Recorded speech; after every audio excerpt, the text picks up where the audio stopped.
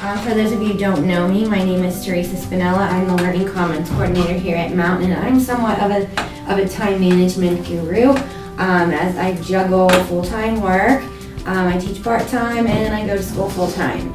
So I have very, very little time to manage or to juggle, but I've managed to kind of figure out how to do it. And so I don't have a silver bullet answer that's going to help you become, the best of the best at managing your time. But hopefully by the end of this workshop, you have a better idea of how much time you have, what you need to do, how much each task is going to take you, how much time each task is going to take you, and overall do a better job at managing your own time. So how many of you feel like you probably could do a little bit better at managing your time? Any time wasters? Okay.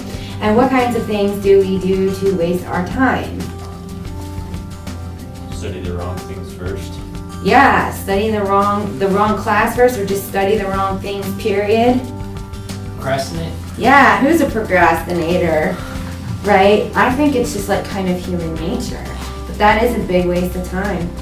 What else do we do that wastes time? Get distracted. Yeah, get distracted with everything, anything. What else? How about prioritizing? How many of us probably need a little nudge with that? In the middle of something, someone texts us and says, hey, do you wanna? Sure, I'll do this later. And then you think I'm only gonna spend an hour wherever it is, and then it's 3 hours later, and so all sorts of things. So I have some things that we're gonna kind of, you can work on them on your own, but this first thing that I'm going to pass out is a personal time assessment. How many of you know how many, you can go ahead and just hand them back. How many of you know how many hours there are in a week? Just off the top of your head without having to do much math.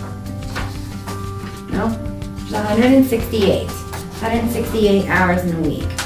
Out of that 168 hours, we have certain amounts of time that are delegated for responsibilities that we have no control over. And so I have listed the top 10. The top 10 obligations that we have that are kind of things that are kind of set in stone. We can't change, it's time we can't get back. So the first one is sleep. How many hours of sleep do we get? And here it says per night, but I'm going to be realistic and know that I'm working with college students. And how many of you like to nap? Do you have any nappers? Get your kinder mat out and lay down in the corner. So I think that we might be better off to say how many hours of sleep per day do we get.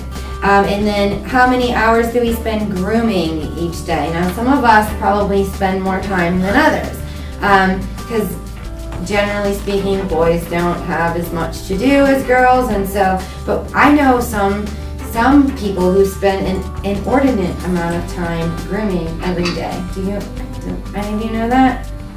And you know people who spend like an hour and a half a day more getting ready? Okay, and then you look at that. That's like 14 hours a week spent prettifying. We spend time eating and preparing our meals and oftentimes cleaning up after them. We all need a little recreation every day. How many of us commute? You know, that time that you can't get back.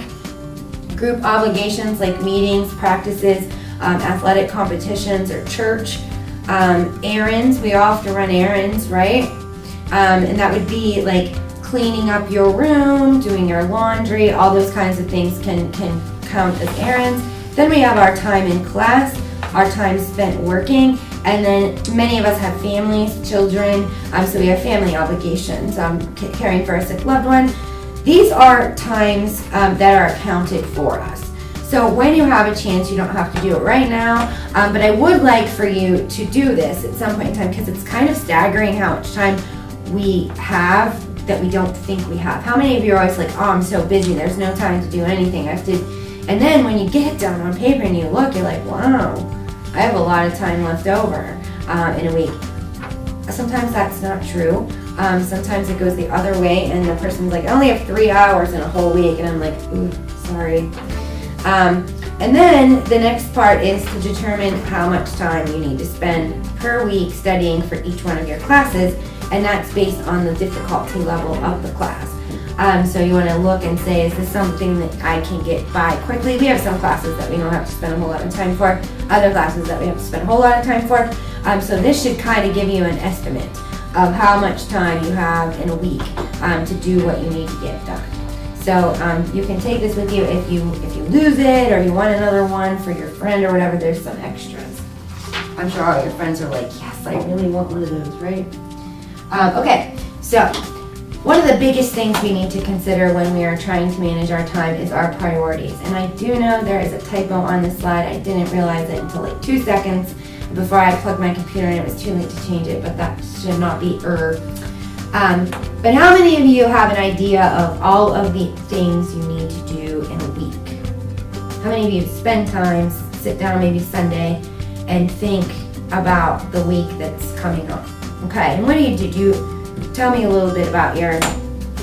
I like putting out in my head, like, I'm okay, I'm gonna do this day, and the next day I'm gonna do this, and like each day I try and remember. Perfect. What about you? Yeah, it's similar. Same kind of thing. Every day I'm just thinking about like, okay, I just do this. Perfect. I usually put stuff in my planner and like I highlight the things I have to do that day, and then That's a good if system. like I run out of spaces in my planner, I put like a little extra Note stuff. section. Yeah. That's good, yeah. How many of you have that where you're putting things in and then, oh man, I don't even have enough space to write all the things. That's a little disheartening, it can be. So you want to list everything that you need to do, and I recommend doing this on a Sunday. Sit down for the whole week, look at a weekly calendar, and I'm going to give you one of those now. Look at a weekly calendar and write down all of the things that you need to do each day in the upcoming week. I don't know about you, but I am kind of anal about being very organized. So I used colored pens for mine, so that everything that's for one class I write in like pink, and everything that's for another, you're shaking your head, yeah, you do that too. It kind of helps you stay on task. And then here I have a note section, and I use that for things that I might like to do, things that I would enjoy doing that week. And I don't let myself, and we're going to talk about this later, but I don't let myself do those until everything else is taken care of. These are downloadable. You can download these from calendarlab.com, and it's pretty helpful to have these. But you want to list all the activities that you need to do, and then take a look at that list and look, is there anything that I can delegate this week? How many of you will ask for help when you need it? Nobody. You will ask for help, so one person will ask for help. It's really important that you have that you can kind of find people who can pitch in when you're in a bind. Simple little things like, hey, can you run to the store and grab me milk while you're out? Or can you put my laundry in with yours when you're doing your laundry this week? Or whatever it might be, but try to get yourself a little bit of a support system so that when you are really, really crunched for time, when you're having a bad week and you're really, really crunched for time, you have help, some people that can help you. Label your items for high or low priority. Try to determine what's really, really important. I always look at it like there are things that I must do, there are things that I should do, and there are things that I would like to do. Always try to get those must-dos at the top of your list. So when you're making your to-do list, start with the most important and then whittle it down to the least important, those would like to do kind of things. It's like, I would like to make sure that, I don't know, something around my house or whatever gets done, but the world's not going to end if it doesn't get done on Tuesday. Make a daily to-do list then from your weekly calendar. Sit down at the end of the day. Like last night, I sat down and write down everything I need to remember for today. And that's very, very helpful for me to kind of visualize what my day is going to look like. Sometimes it's daunting. Like as soon as your alarm goes off in the morning, you're like, I know that today's not going to be awesome. You're shaking your head, yes. The other thing you can do is, how many of you have smartphones? Everybody? No? One person? Two people? All right. Well, holdouts, I love it. But there are apps that you can download that are free. The one that I like is $4.99 for the entire year. You pay for the year. It's called todoit.com. But if you go into your app store, it works on all platforms too, Android, iOS, the whole 9 yards. It's called Todoit, and it sends you push notifications and says like, hey, did you remember to whatever it might be. I personally find that to be extremely helpful, because how many of us probably spend more time than we should looking at our phone? Everybody. Or if that phone vibrates the slightest, you want to know what's going on, right? Right. So you can turn the phone over and see, oh crap, that's right, I need to make sure I do my homework for whatever class it is. You have the option of snoozing it or tending to it right now. And if you snooze it in your settings for the app, you can decide like, I want you to remind me in an hour, I want you to remind me at 6 o'clock, and it will remind you. So you're never going to forget to do important things. And I have to put everything in that todolist.com. Like tomorrow I need for my mother to take my daughter to dance, so I call my mom on Monday and I say, can you take her to dance on Thursday? She says yes, but you need to remind me on Wednesday. I had to set a reminder in that app. This morning on my way to work, it goes off. I'm like, all right, great. So I waited until I pulled off to the side of the road and texted my mother and told her to not, and she said, geez, thank goodness you did, or I would have forgotten too. So that app just today, huge help in my life. So I recommend, if you don't want to get that app, if you go into the app store, I am an Apple user, but if you just type to-do list, there's like 30 different ones. But I would make sure that you get one that's going to remind you, so that it does send you notifications to remind you. The next thing I recommend is using a calendar too. How many of you, or do any of you, use your Google Calendar that's linked to your email? You do? Perfect. But I don't like it because like you need to like go in and delete the event. Like you want to like edit it to delete it. It doesn't just delete right over here. You can actually, at the end of the day, after the time, you do have to go in and delete it by hand. But what's nice about the Google Calendar is you can also sync that to your phone. You can sync your Google Calendar through the, I use iCal in my phone, but you can sync the two of them. So it will again send you a push notification. And if you don't answer it and say like, hey, all right, it will just keep vibrating. It will stay on your screen. So it's another one of those things where it doesn't let you forget. But you're right, that is a downfall, that you do have to go in and get rid of things after the fact.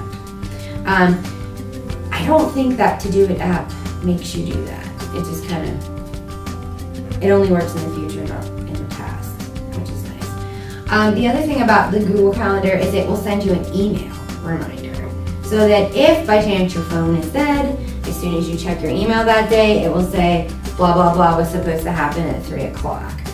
So that's also very helpful.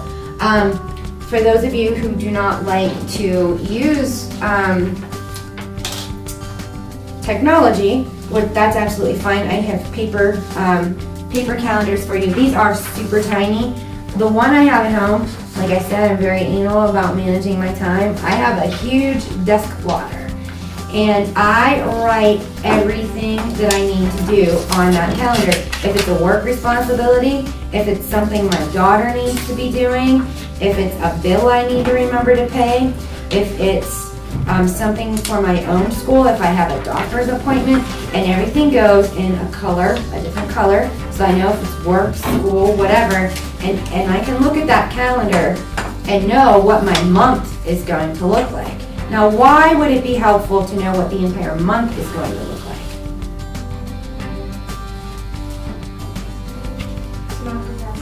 Yeah, like you can look and see like, holy cow, the second week in November is going to be a killer for me, but the first week in November looks kind of light. You can start planning ahead and working ahead so that when you do have that killer week, it's not horrible. And this becomes especially important at times like midterms, when you're trying to get ready for your midterms and you have, a lot of students have 5-6 classes. each class has 2, sometimes 3 assignments. I was talking to a student last week, he had 9 tests last week. So it was important that he knew ahead of time that he had that kind of week, because it's kind of impossible to study, to study for 9 exams in 1 week and do well on all of them when there are only 7 days in the week. And I think like 3 of them were Monday. He had like a pretty rough week. So if you see the whole month written out at one glance, you can know when you need to plan ahead. The other thing that like I told you, I'm pretty anal about this stuff, so I have a weekly calendar with times on it, so that I try to decide how long time, I can't speak right now, how much time each thing is going to take me, and I schedule a time to do it. That kind of makes it less likely that I'm not going to get something done. Occasionally, yes, of course, we all have those days where there's just not enough hours in the day. Of course, we need to sometimes sacrifice those things we would like to do because we do not have time to do them. But if you have something like this where you have a blocked out number of hours per day that are fairly regimented for you, you're less likely to kind of forget or run out of time. Any questions so far? Okay. When it comes to scheduling that work time, you want to think about how long a task is going to take you. If you have to write a paper for your connections class, let's say, before you schedule it, you want to think to yourself, all right, I'm going to have to spend at least 35 minutes, 40 minutes looking up my sources, another 30 minutes reading them and taking notes on them, an hour to write my paper, then I want to take a break from it, and then I want to come back and spend another 20 minutes revising it before I'm done. So you want to think, okay, this 2-page paper is probably going to take me a lot longer than I think. How many of you have underestimated the amount of time something is going to take you? What happens then? You think something's going to take you an hour and a half. Hour and a half is, you see the clock tick, tick, tick, tick, tick. You're at the hour and a half and you're not even halfway done with that assignment. What kind of things start going on in your head? Yeah. I just get crushed. Yes. Yes. It's like, oh no. And then you kind of try to pick up the pace and work a little bit quicker. And then how many of you make silly mistakes when you're doing that? I definitely do. I'll look later and I'll be I know how to spell or. I was rushing and I spelled and not or. And I didn't even notice the spell check was telling me you just spelled a 2-letter word wrong. So when you're running out of time, you make silly errors or you don't give it your all. You get the assignment back and you know you could have done better on it. So figure out how long it's going to take. And I always say overestimate. If you think something's going to take you an hour and a half, schedule yourself for 2 hours. Then you have a little break or you can start something early. Determine if it's going to be a high energy task. I don't mean like calisthenics high energy. I mean you're using energy when you're using your brain power. So if it's something that's going to be high priority, high energy, and take a while, you want to determine, see there's my Google Calendar reminding me I'm supposed to be here. Gotta love it, I told you. See my calendar? Everything is on my calendar. So high priority, high energy tasks, you want to get those done at your primo time of day. So you want to take a little bit of time and think about, do I function best in the morning? Do I function best at noon, 2 o'clock, 5 o'clock? Don't schedule high priority, high energy tasks when you have your daily crash. Everybody has a part of the day when they kind of crash. Mine's about 3 o'clock. About 3 o'clock, I'm just like, I need a break. I have to kind of slow down. For about 30 to 45 minutes, I don't function at my best, which is always a bad time of day for me to get that way because it's busy here then. But you don't want to schedule a really important meeting with your advisor or studying for your next big chemistry test that you need to get a 97 on during that daily crash time. So think about those kinds of things and then make a plan for your day. And that's That's what I use these for, to make a plan. Now, like you saw from my calendar, I do use Google Calendar for that. I told you before I was anal. I am so anal that I have 2 Google Calendars. I don't think you need to do as overkill as I do, but you should probably do something. The next thing is to write everything down. Write down what you have to do. It's going to reinforce and make it less likely that you're going to forget that you need to get it done. I also mean in class. Write down notes. I have so many students in my class who come to class without a pencil. How do you go to class in college without a pencil? So I'll be giving a lecture and I'll say, you know, you might want to write that down, and be like, you got a pencil I can borrow? If you have good notes, when you go to study, you're going to waste less time because you're going to have a great set of notes to go by. Same thing goes for when an instructor is explaining an assignment, going over assignment criteria. Write them down.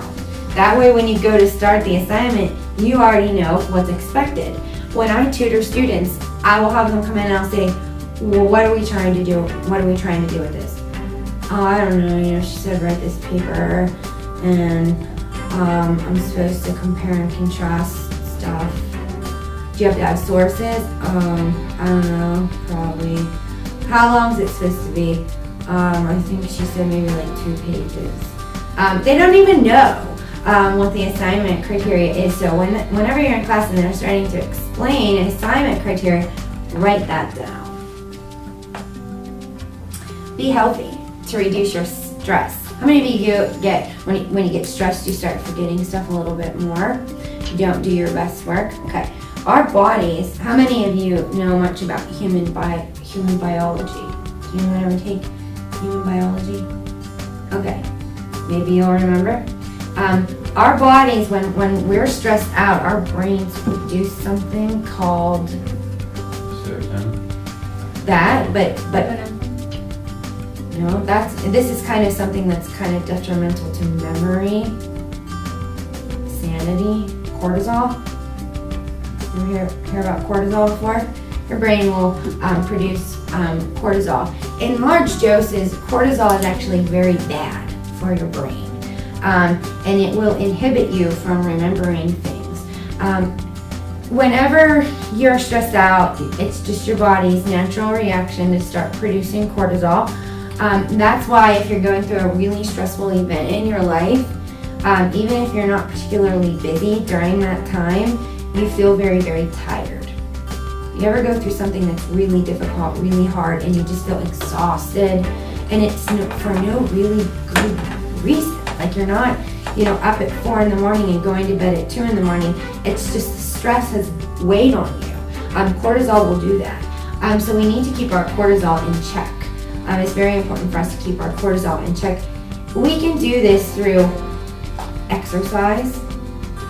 Exercise will help you to produce other endorphins that will slow down your cortisol production. We can do it through getting ample sleep.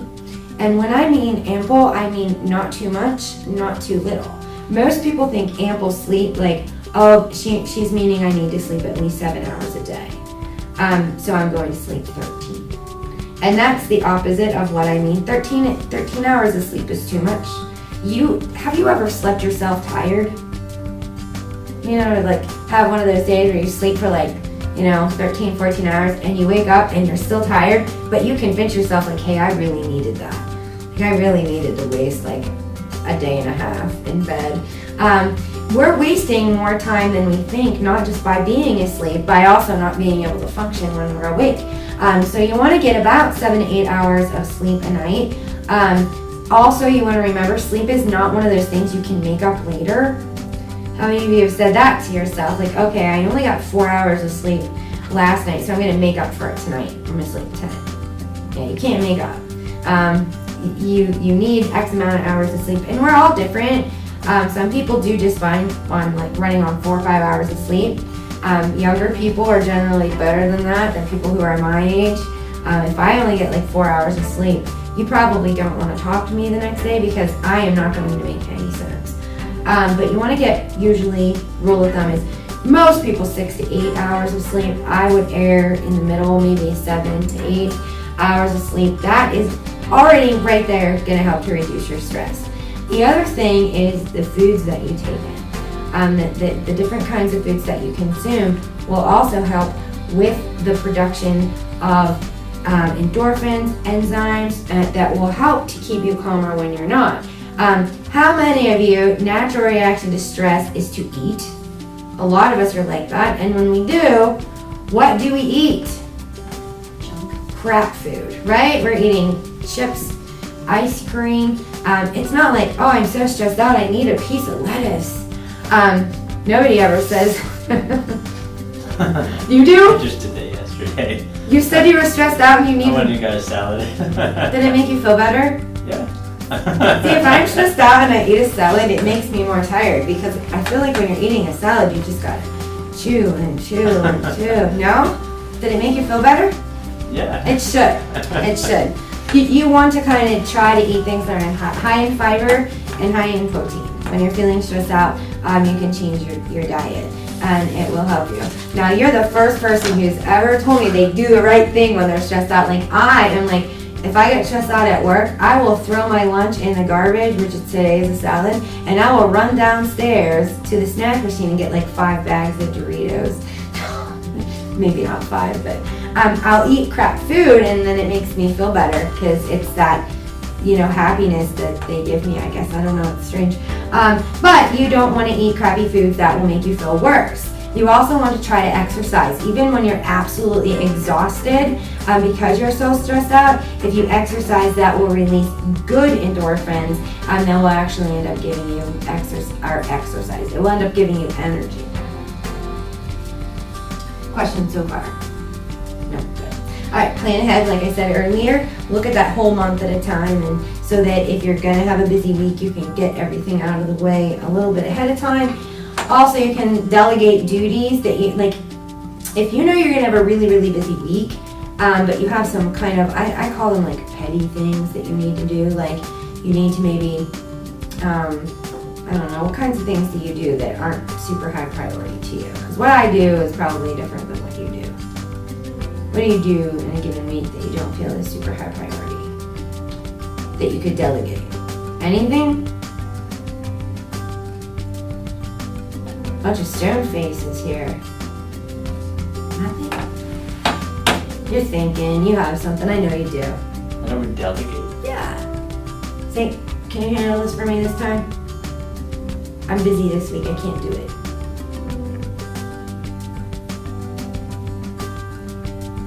No?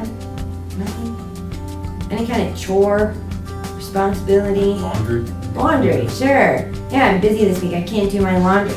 Can you do my laundry? Mom? You're never too old to take your laundry home to Mom. Moms will always do your laundry, right? And my mom will be like, Theresa, I swear to God, you're gonna be 50 years old and I'll still be doing your laundry. I'll be like, sometimes, Mom, it happens, but look at your month at a glance to see if there's anything you can get off that busy week. All right, beware of UFOs.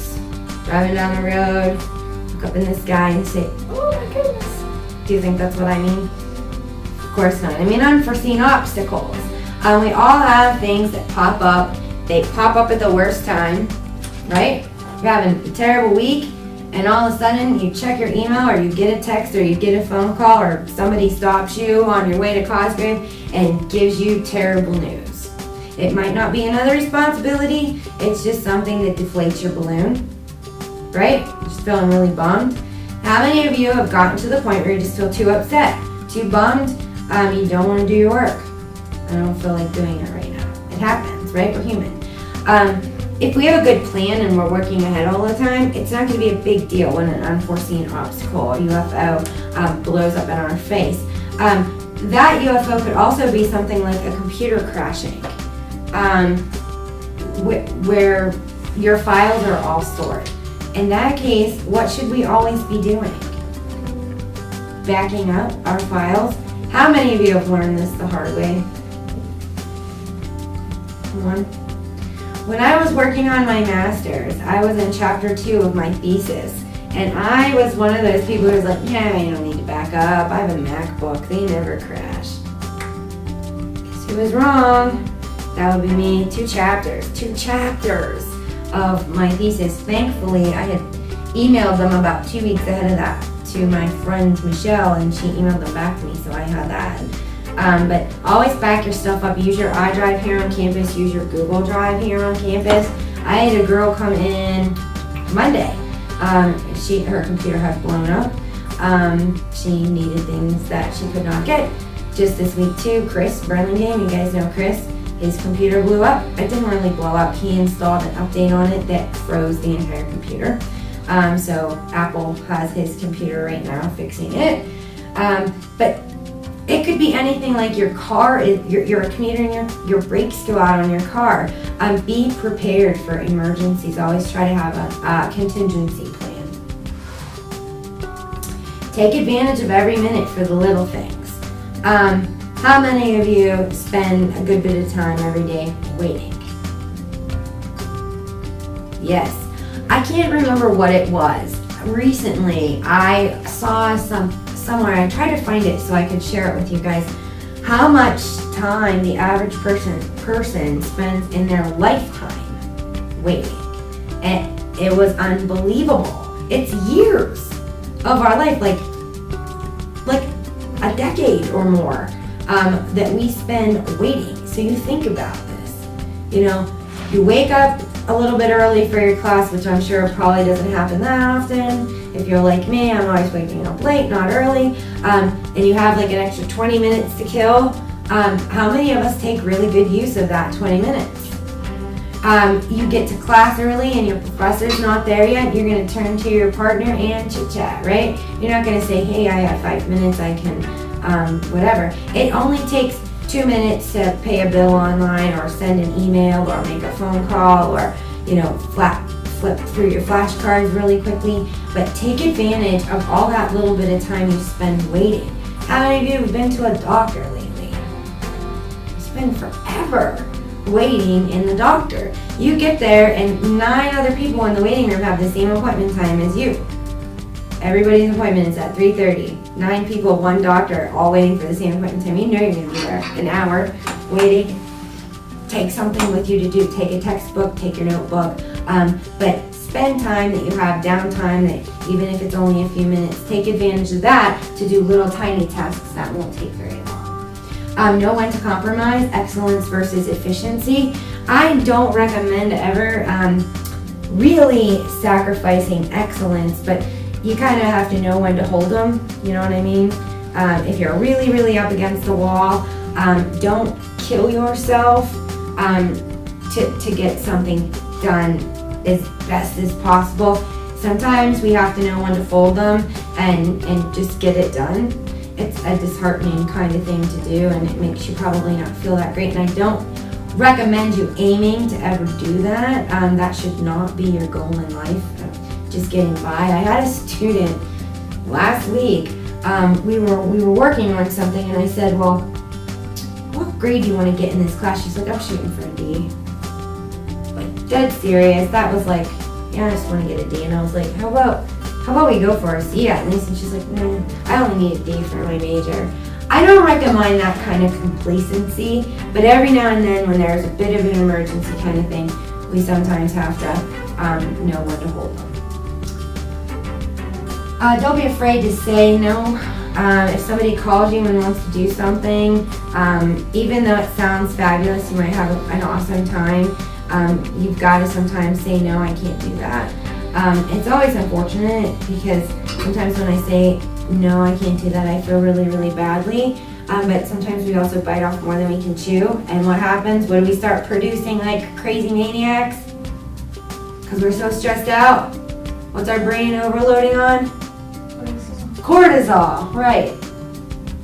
Know when to celebrate and celebrate wisely. You need to reward yourself for a job well done. If you have a week where you follow your schedule, all 16 of them, but if you have a week where you follow all of your schedules, take an afternoon for yourself or take a whole day for yourself and do something that you enjoy doing. But I say celebrate wisely because don't let the time get out of control. just recently, during the beautiful fall weather that I think is coming to an end today, because it's supposed to snow this weekend. During the fall foliage festivals around here, I had a very busy weekend, but I also had a very busy week, and I had gotten done what I felt was a good bit of work, so I decided on Saturday afternoon I was going to go to one of those fall foliage festivals and relax, but I was giving myself 3 hours. I ended up bumping into some people that I knew, and I was there 5 hours. Was that a very wise decision? Because I still had a lot to do when I got home, and then I spent probably an hour and a half of when I first sat down to begin working again saying, stupid, why would you do that? So celebrate, but celebrate wisely. And then last but not least, take time for yourself. Every day. It's very important that you take some time for yourself every single day. All work, I know, play makes Jack a dull boy. Do you remember that movie, or are you guys too young? I hate when that happens. But anyway, if you work, and you never take time for yourself, you are going to get stressed out. You're not going to feel very well. You will eventually wear your immune system down too. So every day, 30 minutes. I recommend doing it the last part of the day if you have one of those days where you can't stop all day before you go to bed. How many of you lay down and your mind is reeling from everything that happened that day? Yes, you're saying, and everything that's going to happen tomorrow. So take some time to kind of reflect on that before you lay down and go to sleep. And always, like I said, always take a few minutes for yourself. So there is no silver bullet answer, but hopefully it will, if you utilize these kinds of things, it will make you less inclined to make excuses for not having things done. And that excuse, like I was too busy to do it, it doesn't work either. Obviously the dog didn't eat your homework, and being too busy to get it done isn't going to work.